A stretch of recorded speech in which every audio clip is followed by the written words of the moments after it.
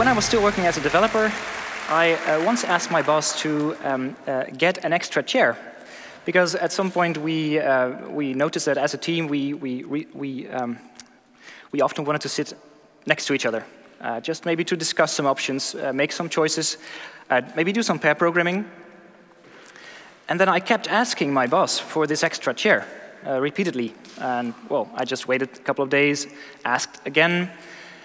And at some point, when I asked him again, he said to me, "Shut up about that fucking chair. I have much more important things to do." I know, that's why it's black, I think.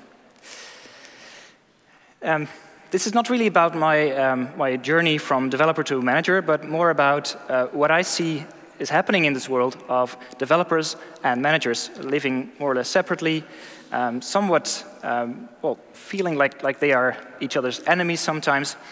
And in this talk, I would like to show you some ways in which you can improve this relationship and get to know each other better, trying to understand each other, and actually get to work together, get something done together, instead of basically just fighting each other. The episode with the chair wasn't the only time when I had an unfortunate encounter with a manager, and I think this is sort of symptomatic. I'm sure you will all have these personal experiences where you couldn't just get along with each other and felt like you're not helping each other in a good way.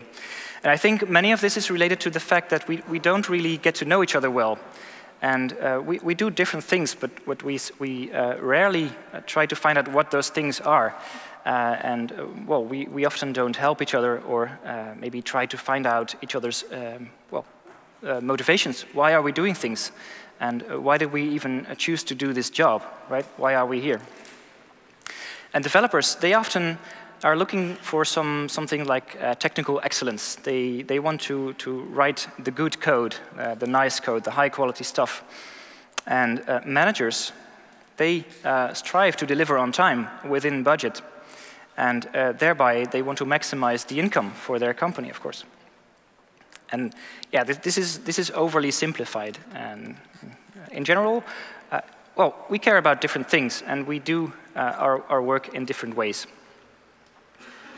But although we have different jobs and we do different things during the day, we have different responsibilities, we shouldn't have different goals. We are all part of the same team. We are all trying to achieve the same kind of thing. I think that is where the key is to good collaboration. We need to align our goals, and we need to understand what we are trying to achieve, and thereby no longer be each other's enemies, but more like friends, like a real team. We're looking for alignment there.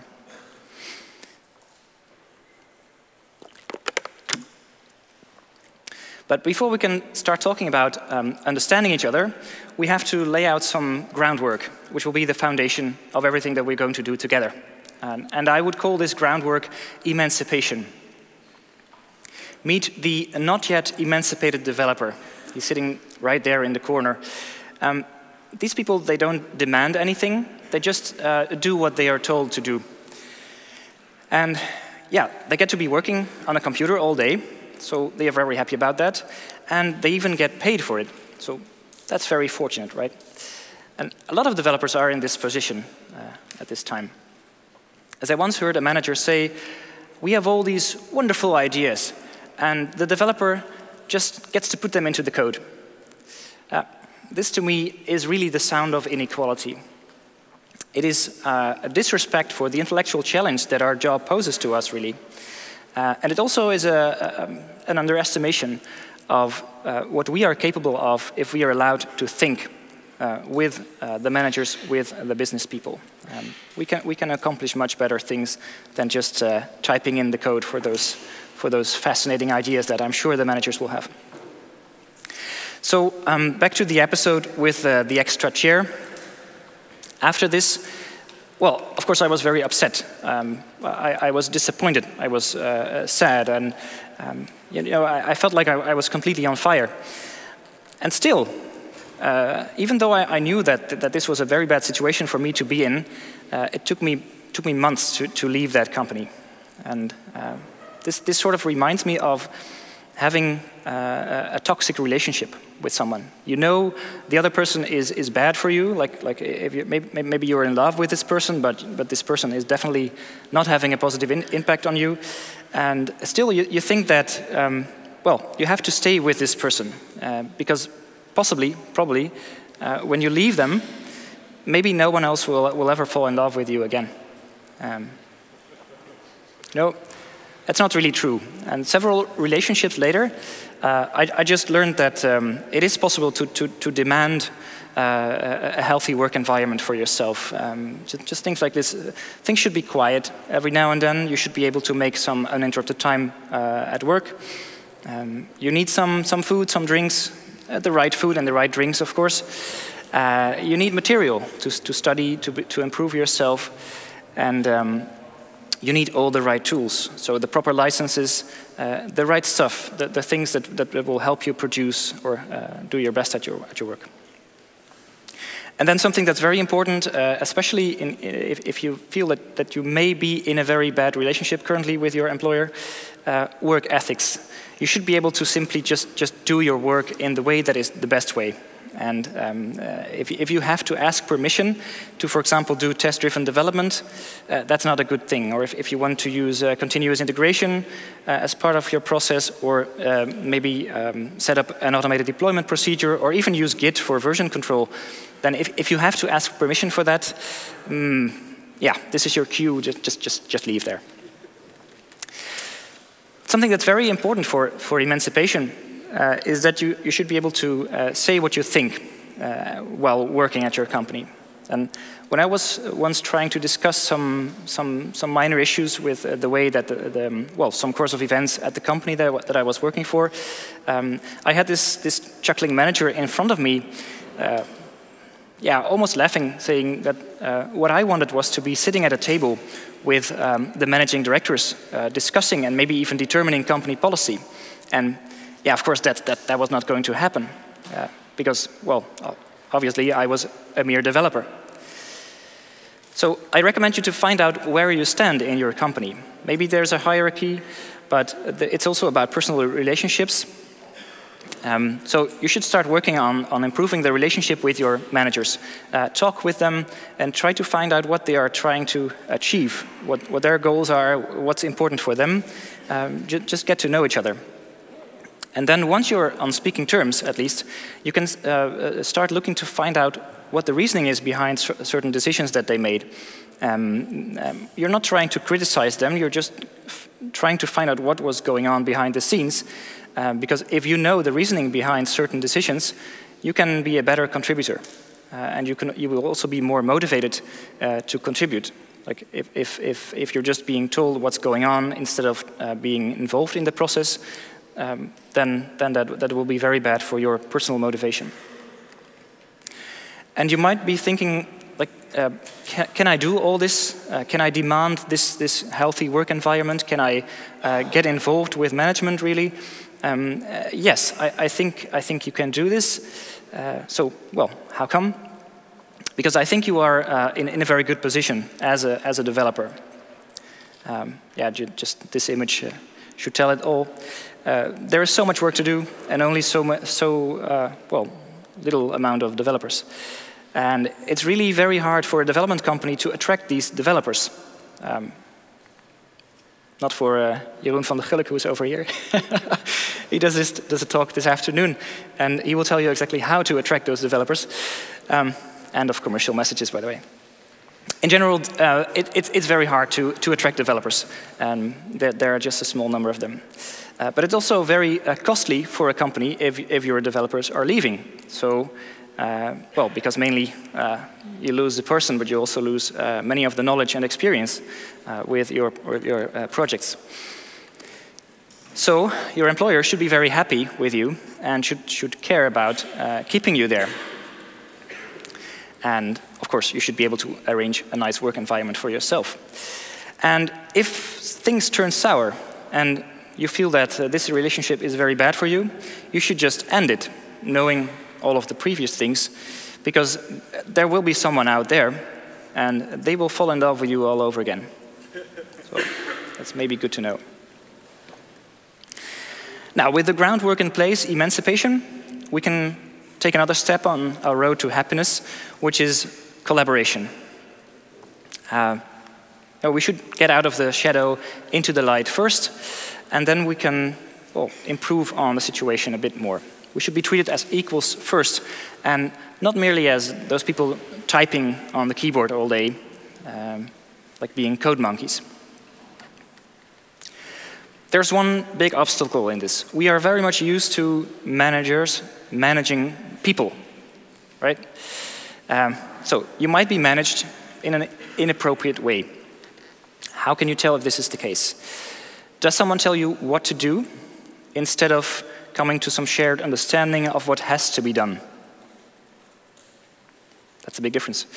Are you being steered in some direction? Or maybe limited, pushed, maybe even forced to do something? And do you have a say in things? Like, are you presented with facts simply a long time after the decisions were made or any of the assumptions were made? Yeah. Being managed is this one-way direction. Someone is keeping track of your progress. Someone forces you or asks you to estimate whatever you're going to do, be it a small or a large task. Always estimate things. And yeah, what happens if some of the estimations are wrong? They are likely to be wrong, right? So do you get some unpleasant conversation, or do you share this problem? Not sure. You can often see the inequality right there. And of course, inequality is very apparent in this picture. That's just a bit to exaggerate. What I find very interesting is that developers rarely give feedback to their managers, while the other way around happens quite often. And I feel that the source of inequality is often some sort of a lack of trust. Well, how does this lack of trust arise? We, developers and managers, are often working in opposite directions. Like I mentioned in the beginning, we strive for different things. We're looking for different things to achieve.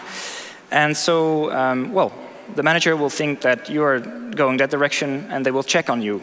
And that is the managing part. They want to make sure that you are not going too far in the wrong direction. Well, my theory is that once we can align these goals, there's no need to check up on each other. We don't need to verify that the other is not moving apart, because they will check themselves if they are moving too far in the other direction. What's lying behind all of this is a lack of communication, or in fact, improper communication, because this is what software projects most often go like.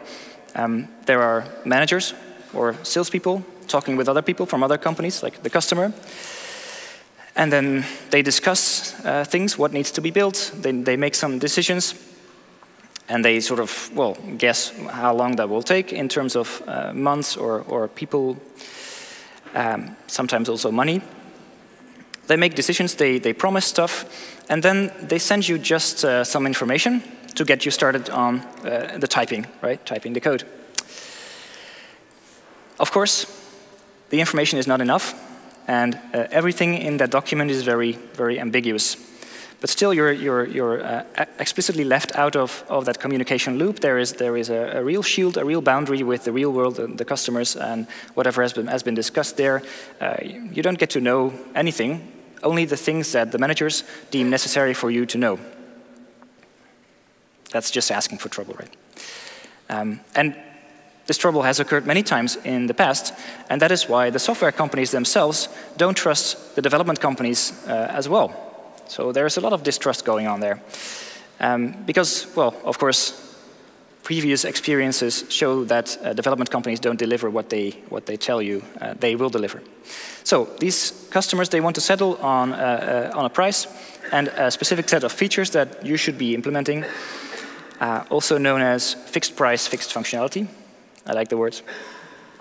And this, of course, asks for a detailed estimation of whatever those features are going to cost in terms of money or hours. So yeah, promises are being made, and of course, we can just wait for things to go wrong, because at some point, your work will take longer than expected. Yeah, and that will be the unpleasant conversation. It's also going to be the manager who's going to talk with the customer and explain what's going on. And it's not really nice because the customer has to put in some more money into this project. And I think many things are wrong with this setup. Developers, in this way, really get disconnected from reality. They don't know what the customer is trying to achieve. They will really feel like some sort of an enemy. And the developers won't really feel responsible anymore because there will always be the manager who will cover for them in client conversations. And because of this shield from reality, the developer starts wanting different things. So they start maybe micro-optimizing things, gold-plating stuff, over-engineering, making things super generic, just so that they are happy about this code, right? It's all because of that shield from reality. And something that's very much missing in this picture is the actual user of the product that you're developing. Like we were just focusing on customer, manager, developer relations, but the user is of course very important because they are actually going to use the project or the application. And you don't even know how they intend to do this or what you can do to make them happy. So, the key to successful software development is not focusing on maybe deadlines or estimations, things like that. It's also not about focusing on this extreme code quality. It's about continuously delivering the value to your customer and, well, implicitly to your user, like is shown in this picture. How can we accomplish this? Well, we simply have to look to collaborate with each other. And to do this, you first need to be very much aware of your surroundings. So you cannot just sit there writing code in the corner. You have to step up, you have to show up, and you have to be part of this collaboration triangle, so to say. You need to be aware of things like where does the money come from, where does it flow to, what are the politics, who are the most important people in this setup. Yeah, maybe there are special customer needs or user needs. You need to be aware of all of these, and the first step is, of course, to find out what's going on. You have to stay in this loop. That's just a funny thing that all of the DD stuff that is currently getting to be more popular. Well, all of that is for this is there to achieve this goal. For example, domain-driven design tells us to get close to the customer, close to the business, and talk to the people involved. Try to find out everything there is to know about their business domain. Maybe read up on it and extract the information. Transform it into some knowledge that you will all share, and including a shared language as well. And then come up with a domain model that's going to help this business to be significant in the world. Then with BDD, we apply or we specify any of the behavior that our application will have in terms of what the customer or the user expects us to do. So we describe the different flows, the scenarios, but also the edge cases. And we can verify by just describing what we're going to do with the customer if this is what they want, before we even start writing the code that might be useless otherwise. Then with TDD, we test drive our application design. We make sure that we don't write any more code than is necessary. We just implement all of the scenarios one by one. And then we can be certain that we have created the thing that our customer wants, and that will be helpful to our user as well. And of course, we can prove, if we have this, that our application works at all times. So if you know all of this stuff, then yeah, I think you will be worth your own weight in gold. I'm sure about that. And you might even become this mythical 10 times developer. You may have heard of the term. There's one big looming danger, though. If you're diving into all of this stuff, reading up on it, and trying to apply it in practice, then, well, you might be constantly thinking, am I doing this wrong? Maybe. Of course, probably you are doing it wrong in some way or according to some person. But I think that it's a good idea that if you start applying some of these principles, some of these ideas, don't worry too much. Just dive in, do it. Oh, it is already so much more helpful if you try it than if you don't. Oh, fear of doing this wrong it's really bad for self-confidence, for creativity, but also for innovation. At some point, though, catching up on all this stuff, you are going to over-engineer some projects. Sorry about that. I'm just sure you're going to do this. By the way, I recommend you watch this talk by Greg Young on the topic. When you're writing this code and you want to do it all well, you want to be perfect in this, you will end up writing code that you don't know how it is going, of which you don't know how it is going to be used. And you're missing out on a terrible amount of feedback based on real user experience. Like if you're on the wrong or the right path, you don't know it yet. You're still in the code. Maybe working for months on layer upon layer of abstraction, foundation, maybe low-level stuff, generic frameworks, etc., and still not producing anything tangible for months. While at the same time, this customer is paying large amounts of money to your company, and yeah, this is of course a large waste. And the company, the customer or stakeholder, they don't perceive any of the added value, and this will get you into a large trouble, because the customer is probably going to cut more budgets, and also distrust is rising, of course, because well, you're not delivering just like all of the previous software development companies that they have been working with.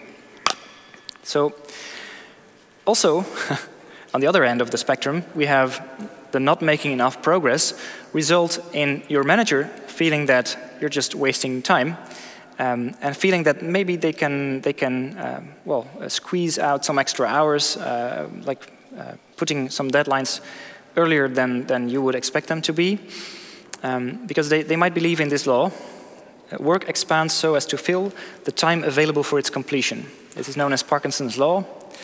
And yeah, the other way around is just like if I give you, developer, less time to do this, you will still finish the work and waste less of those costly hours. And then, of course, from that moment on, you will be managed more tightly. So if you don't show that you are aware of this time-money constraint as well, then you will be managed. So how to stop this nonsense? Just look at the triangle again and make sure that we work together. We should be aware of everything that's going on all of the sides. We should be able to find out what will be the right amount of quality of our code. We have to find out where we can make a real difference and what our customer and user really wants. It's basically about being effective. So once you know what will be the available amount of money and time, you can sort of guess what will be what will make the biggest change for that customer. This can be really hard work because, well, as I've shown you in a previous image, it's usually the manager who brings the bad news to the customer. But since you're now part of this team and you have all this knowledge, you are also one person to talk to customers, bringing them some bad news. That is a hard thing to do, but it's also the entrepreneur thing to do. And in fact, once you're still employed, you might call yourself an intrapreneur. And though some faces will be sad, there will also be happy faces, since you are also the one, this excellent 10 times developer, who is going to deliver much more value to the customer. And whenever you have something to deliver to them, you can tell them personally and show them, like, I've made this, and I'm sure it will bring you the value you're looking for. So you will see happy faces. How to get started? Just join the conversation and ask some things to the customer, like what is your business perspective? In which way can I help you in the best way? Find out who the users are and find out also how they intend to use your software. But also, talk to your manager and get to know what kind of things they are worrying about and how you can help them fixing their problems. In other words, you just have to learn everything you can about the context of your project. What do we have then? Well, since we are all striving to continuously delivering the most possible value to our customer, we have finally got our shared goals there. So we are aligned. We are moving in the same direction. And we don't need to be each other's enemy anymore. We don't go in different directions. We are not a problem to each other, and we should be helping each other out. So, of course, I should have gotten that chair, but also I might have asked my manager, so what are you busy with? Is this something, does this have to do with the future of the company? Are you sort of scared about that? Something like that. We just get to know each other and find out what you are thinking about or worrying about. But I think with these goals in mind, these shared goals, we can start living under the rainbow together and be happy forever. So, I think this is what will solve many of our problems. And then we still have this other thing called personal development. Because you're moving from project to project. And once you're done with the project, well, the customer should be happy, of course, but it's out of your life, probably. It's somewhere over there, unless, of course, you have to do some maintenance for it. But maybe after a couple of years, you move to a different company. And yeah, there will be different managers there. You will be managed in different ways. You can talk with them about that, of course. But what travels through all of these different stages in your life, that is, of course, you. It's you who will learn stuff and have all of these experiences. And something that I've most recently become aware of is that you can pick these experiences more carefully than you might be doing now. So that's what this is about. So we discussed emancipation. Stand up for yourself. Make sure you are working in a proper environment. People are taking care of you and respect your work and the things you require to do your work properly. But also, you have to sometimes check your attitude. Because what sometimes happens is that you become a developer on a throne. You might need all kinds of things, complain a lot.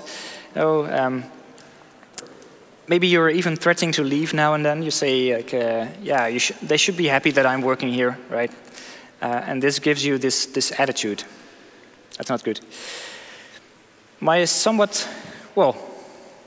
feeling is that the cause of this attitude is a sort of a deep dissatisfaction with the status quo. And looking around anywhere where you are, be it at a conference or at your desk, at your company, my somewhat cynical rule has been for quite some time that things will always be like this. This is my assumption. You should check this every now and then. So, assuming things will not change with regard to at least the people around me, could I live with staying here, being here? Would I be happy about that? If not, well, there are some options. And of course, you are the only one who can check this. Like me personally, I don't really often tell people how I feel about being somewhere. This results in me leaving just sort of unexpectedly at some point because I'm unhappy somewhere or have started to become unhappy. And I mean, that's not really something that I would advise you to do, but in the end, you are the one, whether you talk about it or not, that is going to be able to judge whether or not you're at the good place right now, or whether your surroundings are still healthy for you. So I recommend you to periodically reevaluate your life, not just your work situation, but also how's my family doing? What do my kids need? Do they need some extra attention in some area? What does my house need? Maybe we need to move at some point or improve on it, things like that. But also, of course, am I still happy in this relationship? Things like that. We just often go on and do whatever we were doing yesterday. One thing that's related to this is that I sometimes see developers put their personal development as well as their career development into the hands of their employer. I think that's never a good idea. Your personal development is always owned by yourself. You are the only one who can do something about it, and you're also the only one who can estimate what you need. And of course, you're the one that gets to keep all the acquired knowledge and experience. I find this a very healthy idea. You have a relationship with your company, your employer, and it's an investment on both sides. So your company is providing you with money, well, a secure flow of it, and opportunities to do something very interesting, hopefully, and you can learn from that. And you offer the company your time and energy, your presence, your expertise, your experience. But once any of this has dried up or isn't satisfactory to either end of those relation, you can just leave. You can just you don't have to be there. And like I said, there will be someone out there waiting for you, happy to invite you in. I think the motto will always be to take matters into your own hand. You can do that.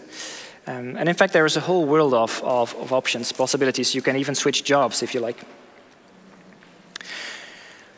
Besides the personal transformation that you might get from making this change, what also is needed is a transformation of the world, the software development world.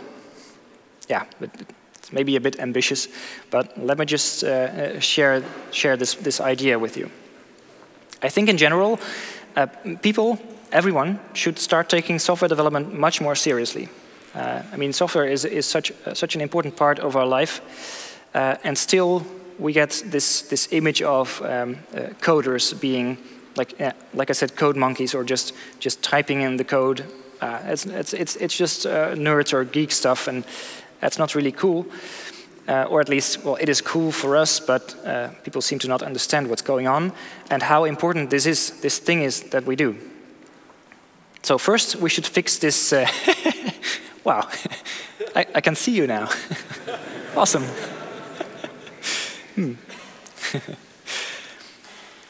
First, of course, we should fix this managers versus developers thing. And I think I told you many options for that.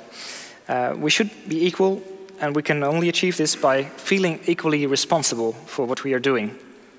Like I said, we should be striving to deliver this value, whatever it may be, to the world.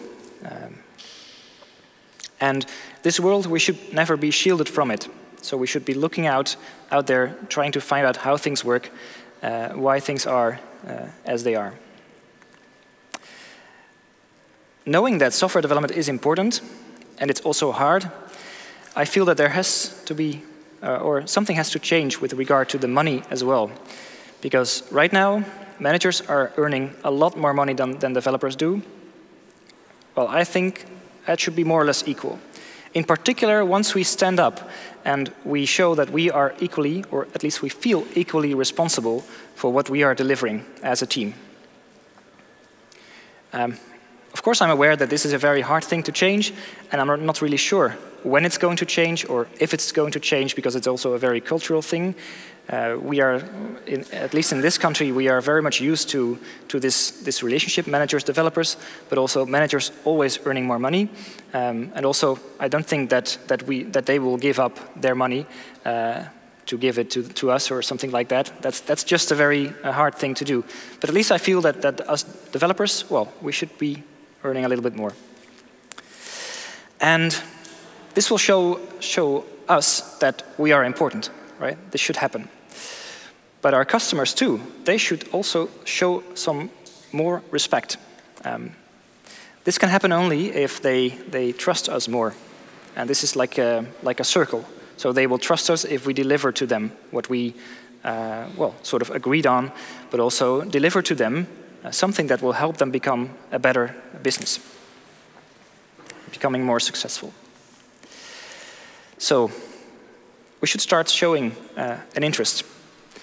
And we should start delivering, if you didn't do this already, high-quality software, which is of a very high value. And we should every day do our best to show what magic we can do. Now, awesome, I think. Get up and do it. Or maybe wait until tomorrow then. Thank you.